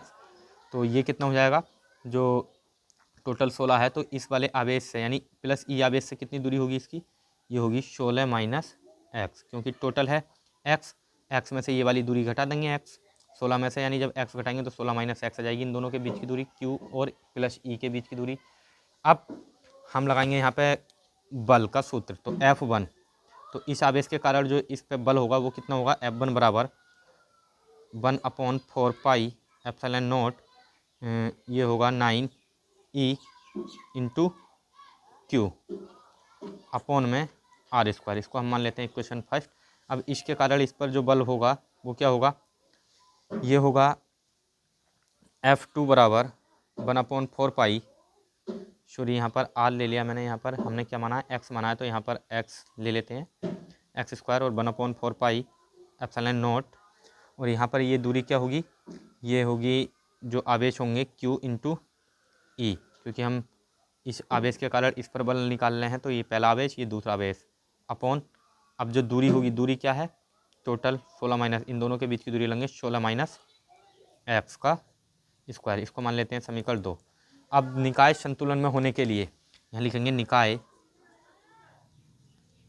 संतुलन में होने के लिए क्या होगा, संतुलन में होने के लिए यहाँ पर F1 बराबर होगा F2 के, तो यानी F1 और जो F2 होगा वो बराबर होगा। तो अब यहाँ से मान रखेंगे, F1 का मान है 1/4 pi epsilon not know E into Q upon x square बराबर F2 का मान है 1/4 pi epsilon naught Q into ई अपॉन में 16 माइनस एक्स का होल स्क्वायर। अब यहाँ से हम देखें तो ये जो हमारा Q है, Q से Q कैंसिल, E से E कैंसिल हो जाएगा, और यहाँ से 1/4 पाई एप्सिलॉन नॉट से 1/4 पाई एप्सिलॉन नॉट कैंसिल हो जाएगा। तो यहाँ से हमारे पास बचा 9 एक्स स्क्वायर, यहाँ से क्या बचेगा 9 अपॉन एक्स स्क्वायर बराबर, इधर से क्या बचेगा, इधर से कुछ नहीं बचेगा, यानी ऊपर बचेगा 1/16 माइनस एक्स का होल स्क्वायर। अब यहाँ से हम इसको इधर सोल्व करते हैं, तो ये 9 है और 9 3 का वर्ग होता है, तो और ये x का वर्ग है, तो हम इसको ऐसा नहीं कर सकते हैं, हम इसको लिख सकते हैं 3/x का स्क्वायर, पूरे का स्क्वायर कर देंगे 3/x का स्क्वायर बराबर, इसको भी हम लिख सकते हैं 1 का स्क्वायर करेंगे तो 1 ही रहेगा, और 16 माइनस एक्स का स्क्वायर, इसको भी हम पूरे का स्क्वायर कर सकते हैं, तो स्क्वायर से स्क्वायर ये आराम से कैंसिल हो जाएगा। अब यहाँ से हमारे पास क्या बचेगा, यहाँ से ये 3/x बचा बराबर 1/16 माइनस एक्स सॉरी, अब इसकी जो है हम क्रॉस मल्टीप्लाई करेंगे तो ये हो जाएगा 16 × 48 माइनस 3x बराबर x। अब इस माइनस 3x को उधर भेजेंगे तो ये x प्लस 3x बराबर 48 हो जाएगा, और x और 3x कितना हो जाएगा 4x बराबर 48, और ये 4 से हम इसको काटेंगे तो x बराबर कितना आएगा 12 सेंटीमीटर। तो जो x है ये 12 सेंटीमीटर आ गई, तो यानी 9 ई आवेश है, तो जो हमारा Q होगा, अतः Q 9 प्लस 9 ई आवेश से 12 सेंटीमीटर दूर, तथा अब इसी से 12 सेंटीमीटर दूर है, तो टोटल 16 थी, तो इससे कितना होगा 4, तथा प्लस ई आवेश से 4 सेंटीमीटर की दूरी पर रखा जाएगा।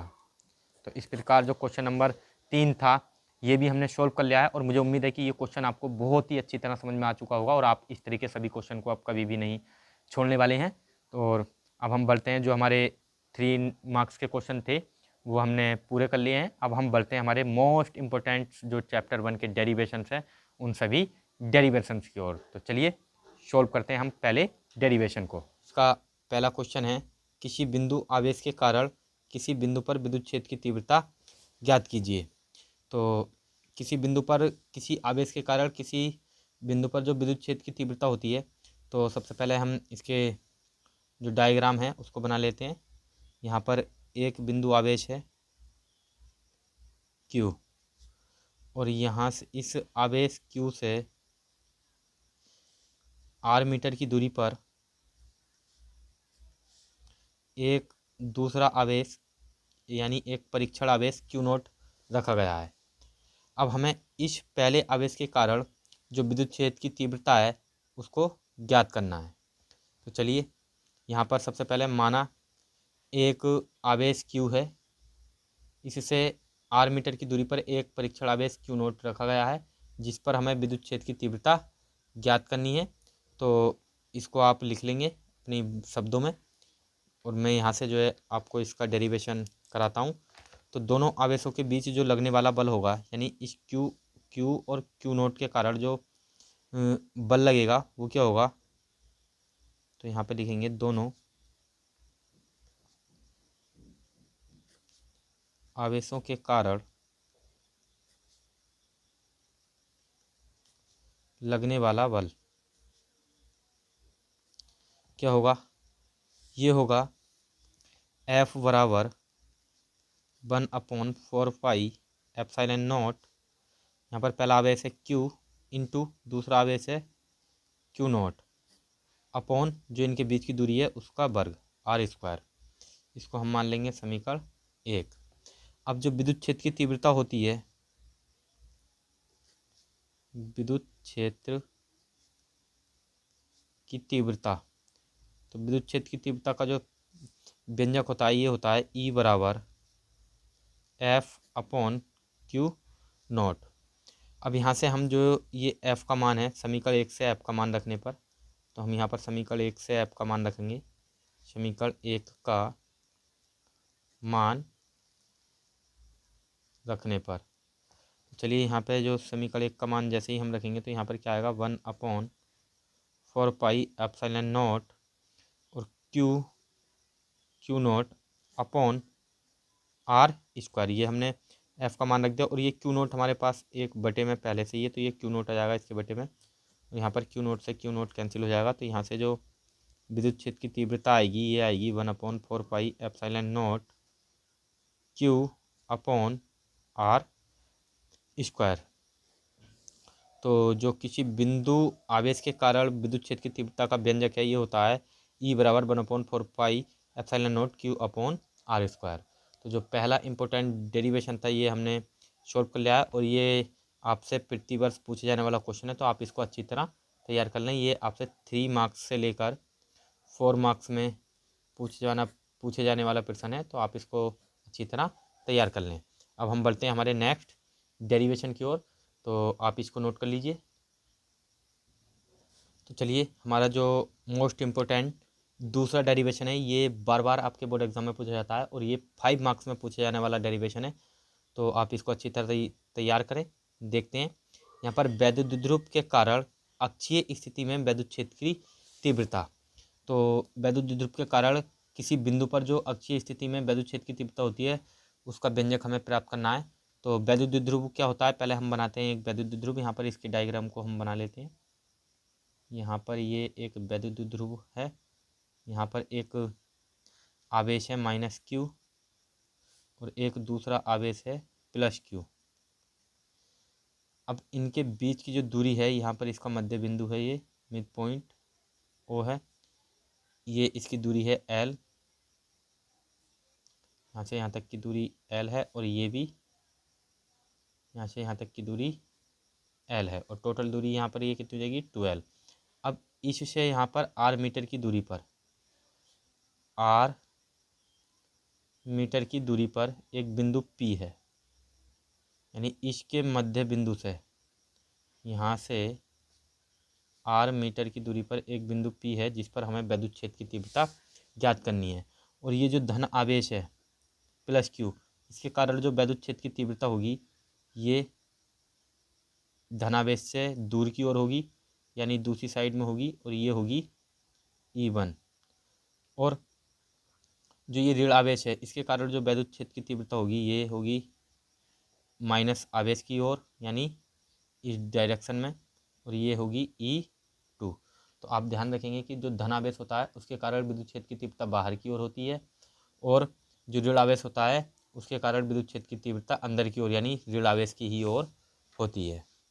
तो आप इसकी भाषा स्वयं लिखेंगे कि माना एक द्विध्रुव आघूर्ण है जिस पर दो विपरीत आवेश -q और +q आवेश समान परिमाण वाले रखे गए हैं। इनका मध्य बिंदु O है और इनके जो बीच की दूरी है ये 2l है और q से O के बीच की दूरी l और O से q के बीच की दूरी क्या है, l है। अब इस द्विध्रुव के मध्य बिंदु से r मीटर की दूरी पर एक बिंदु P है जिस पर हमें विद्युत क्षेत्र की तीव्रता ज्ञात करनी है। तो चलिए सबसे पहले हम लिखेंगे कि ये जो हमारा E1 है या फिर बोल सकते हैं कि आवेश है ये Q, इसके कारण विद्युत क्षेत्र की तीव्रता। सबसे पहले हम लिखते हैं E1 बराबर, या पहले हम इसकी हिंदी लिख लेते हैं। तो यहाँ पर हम लिखते हैं कि +q आवेश के कारण, +q आवेश के कारण विद्युत क्षेत्र की तीव्रता।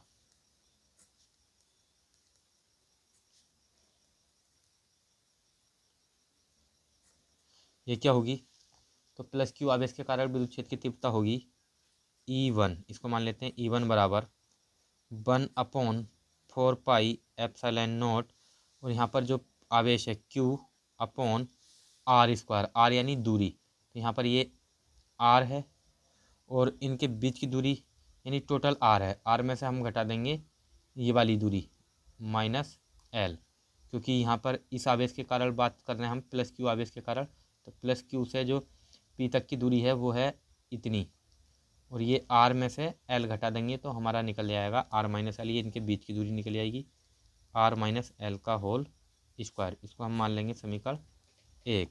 अब माइनस क्यू आवेश के कारण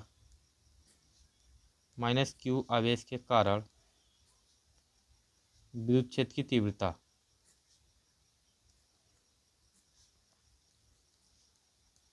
तो माइनस क्यू आवेश के कारण जो विद्युत क्षेत्र की तीव्रता होगी ये क्या होगी E2 बराबर 1/4 पाई एप्सिलॉन नॉट।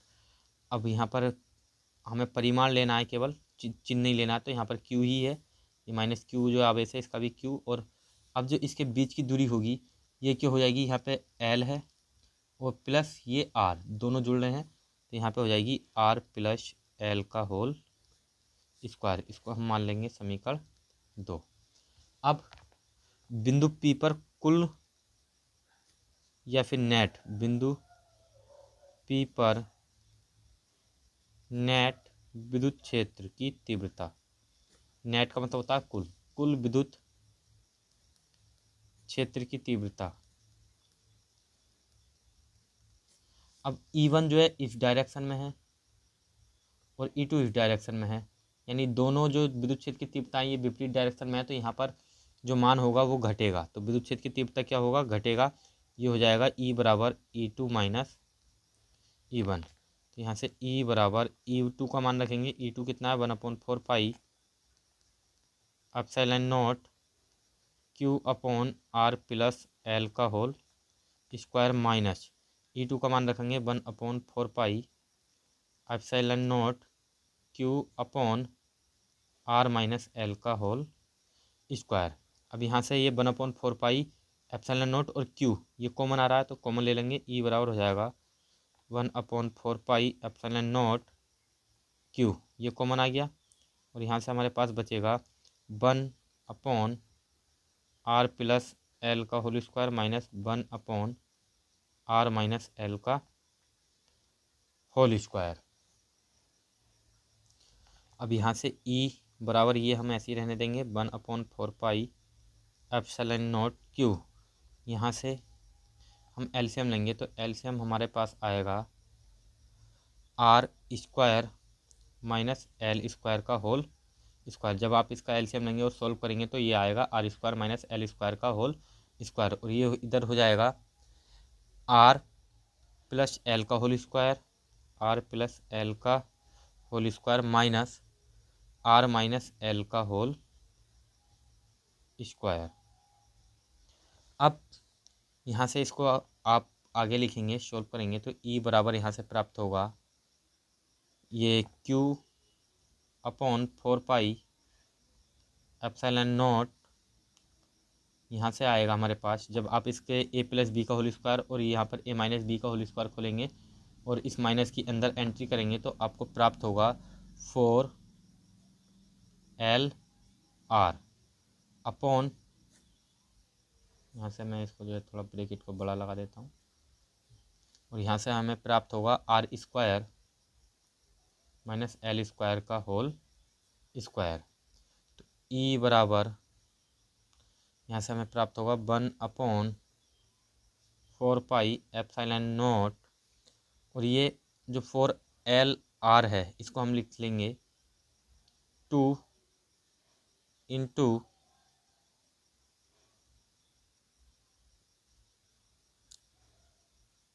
Q, ये वाला जो Q है हम इधर लिख लेंगे Q इंटू L, और इसे आर को हम लिख लेंगे अलग, इंटू आर अपॉन में आर स्क्वायर माइनस एल का होल स्क्वायर।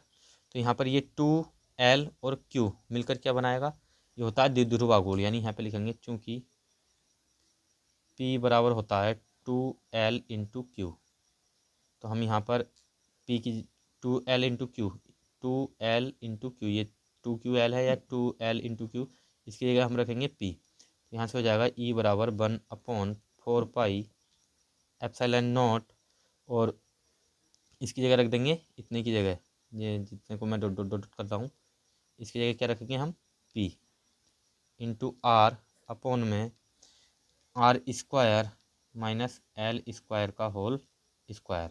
अब यहाँ से जो एल स्क्वायर दूरी है, ये जो एल है ये आर की तुलना में क्या है, बहुत छोटी है। यहाँ पर तो हमने ये सिद्ध करने के लिए, ऐसा व्यंजक प्राप्त करने के लिए दिखा दिया है यहाँ पर कि इतनी दूरी है, लेकिन ये बहुत ही नगण्य दूरी होती है, बहुत अल्पतम यानी कम दूरी होती है, जो कि आर की तुलना में क्या होती है, बहुत छोटी होती है। आर यानी इससे बहुत बड़ा होता है एल से, तो एल का मान क्या होगा, यहाँ पर नगण्य होगा। यहाँ पे एल का मान लिख देंगे ब्रैकेट में, एल का मान नगण्य होगा, नगण्य होगा। जब एल का मान नगण्य होगा तो यहाँ से ई बराबर क्या होगा, 1/4 pi epsilon naught P into R ऐसे ही रहेगा, और यहाँ पर ये एल जो है जीरो हो जाएगा यानी नगण्य होगा, तो यहाँ से बचेगा आर स्क्वायर का होल स्क्वायर, और ये हो जाएगा 1/4 pi epsilon naught P into R upon R square का जब स्क्वायर करेंगे तो आर की घात 4, यहाँ से एक आर से जो है घात 4 कैंसिल करेंगे तो यहाँ से कितना बचेगा, ये 3 घात बचेगी। तो यहाँ से आएगा ई बराबर 1/4 पाई एप्सिलॉन नॉट, और यहाँ से बचेगा कितना पी, और अपॉन यहाँ से आर की घात बचेगी 3।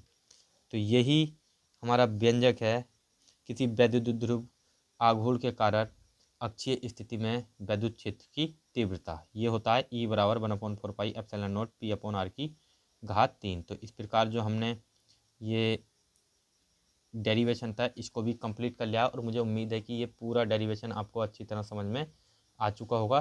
तो आप इसका जो है स्क्रीनशॉट ले लीजिए। अब हम बढ़ते हैं हमारे नेक्स्ट डेरिवेशन की ओर। अगला हमारा इम्पोर्टेंट डेरिवेशन है स्थिर वैद्युतिकी में गोस्की प्रमेय का निगमन। तो गोस्की प्रमेय क्या होती है, इसका निगमन हमें करना है। तो सबसे पहले हम यहाँ पर एक बंद पृष्ठ लेंगे।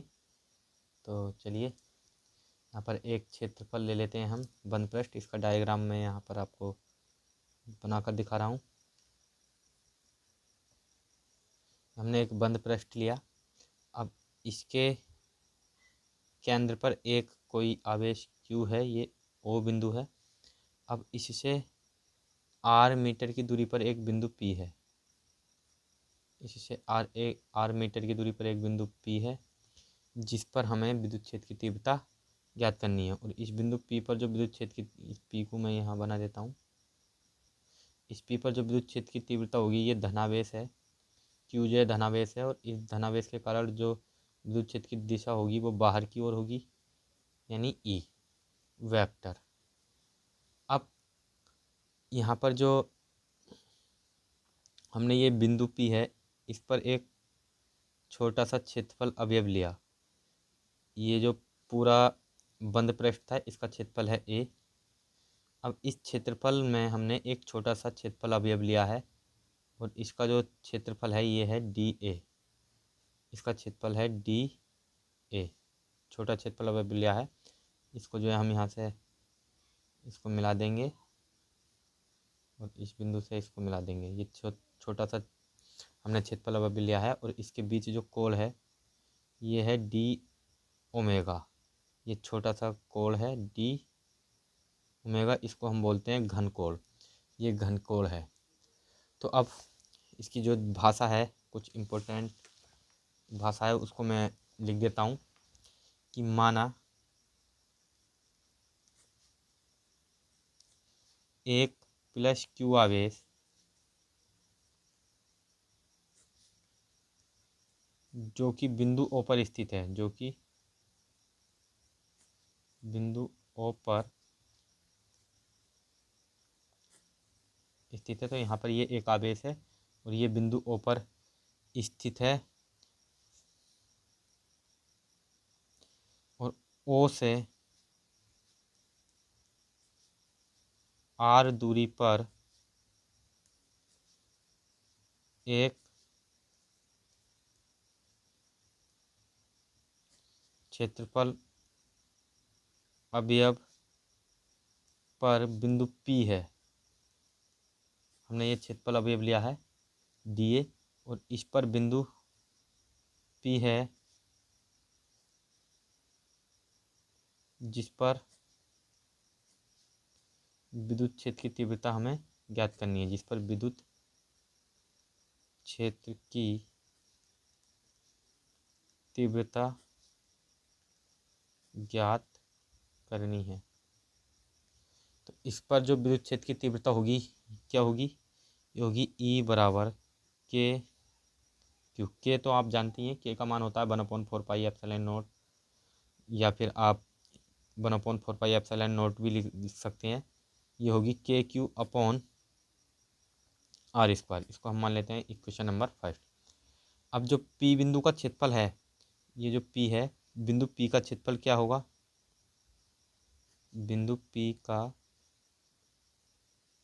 क्षेत्रफल, तो बिंदु पी का क्षेत्रफल क्या है, ये है DA। और जो बिंदु पी से गुजरने वाला फ्लक्स क्या होगा, बिंदु पी से गुजरने वाला फ्लक्स या बद्ध फ्लक्स,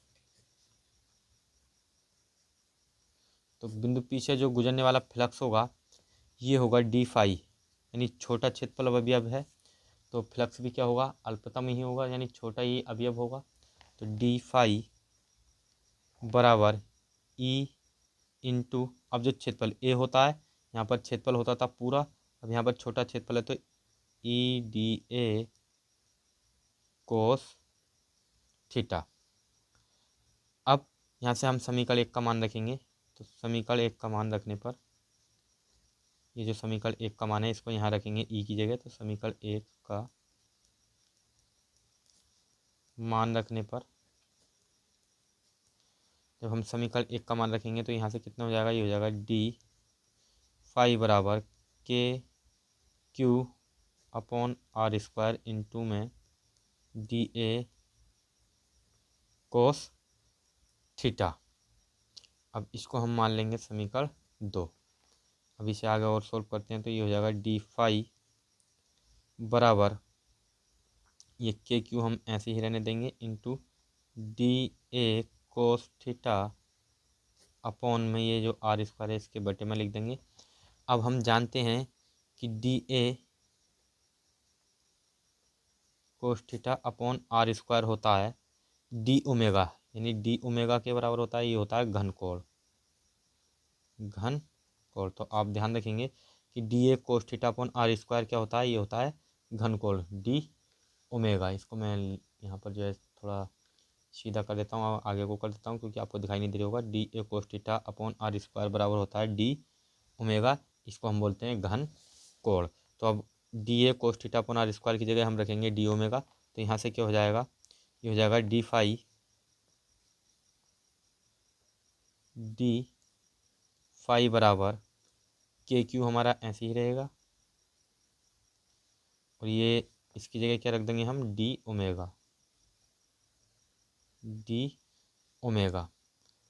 अब इसका हम करेंगे समाकलन करने पर,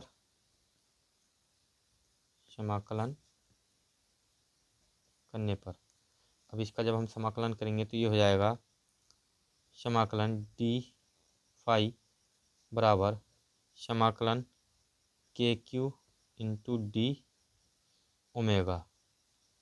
अब यहाँ से DQ का जब समाकलन करेंगे तो ये हो जाएगा फाई बन जाएगा, क्योंकि समाकलन में छोटे छोटे अवयव जुड़ जाते हैं, तो समाकलन ये हो जाएगा फाई, ये छोटा अवयव है विद्युत फ्लक्स का, तो समाकलन करने पर ये पूर्ण अवयव बन जाएगा, यानी फाई बन जाएगा। फाई बराबर KQ कॉन्स्टेंट वैल्यू है, ये बाहर आ जाएगी और समाकलन होगा यहाँ से D ओमेगा का।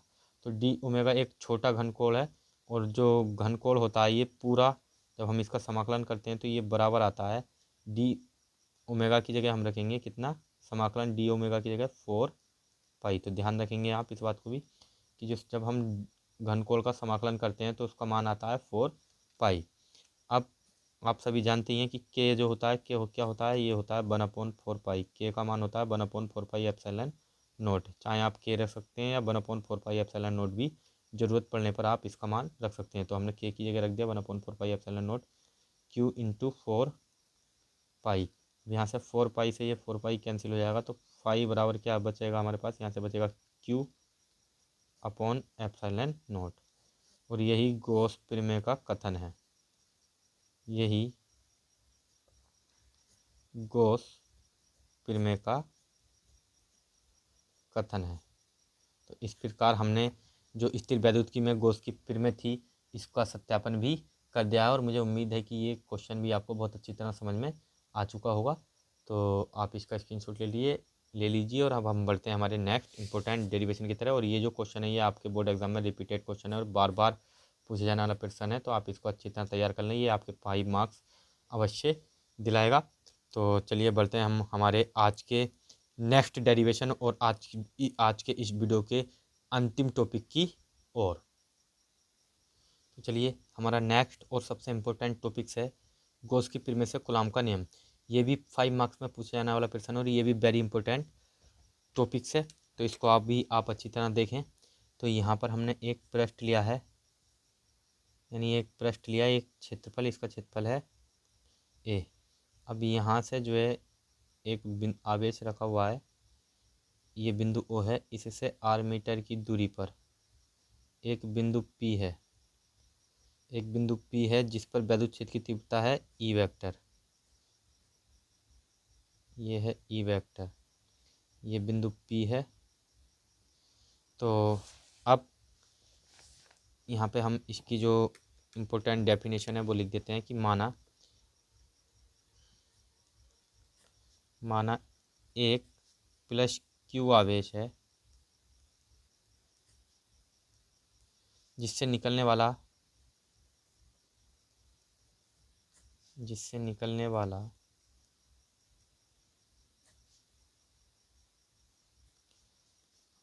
कुल वैद्युत फ्लक्स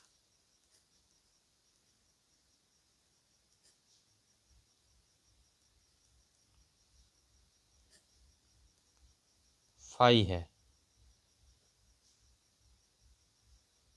तब गॉस के नियम से, तो गॉस का नियम क्या होता है, गॉस का नियम होता है फाई बराबर क्यू अपॉन एप्सिलॉन नॉट। इसको हम मान लेंगे समीकरण 1।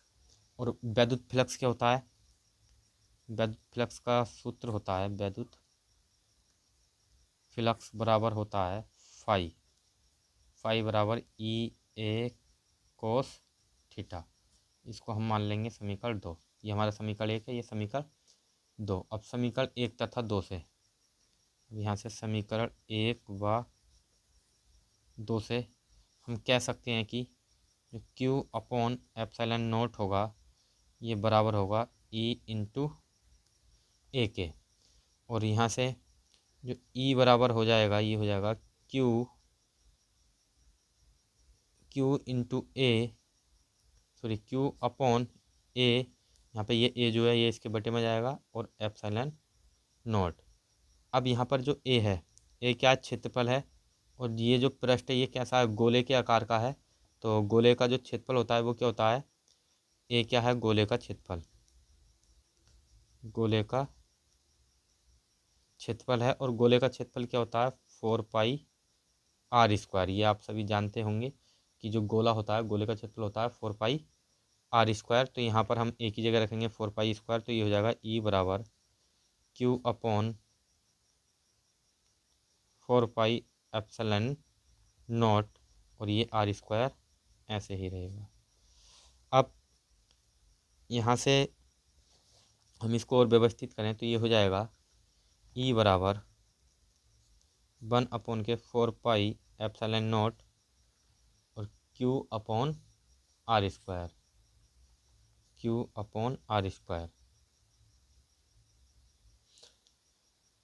अब आप सभी जानते हैं कि जो विद्युत क्षेत्र की तीव्रता होगी या फिर आवेश क्यू के कारण वैद्युत बल, आवेश क्यू के कारण बल क्या होगा, ये होगा F बराबर Q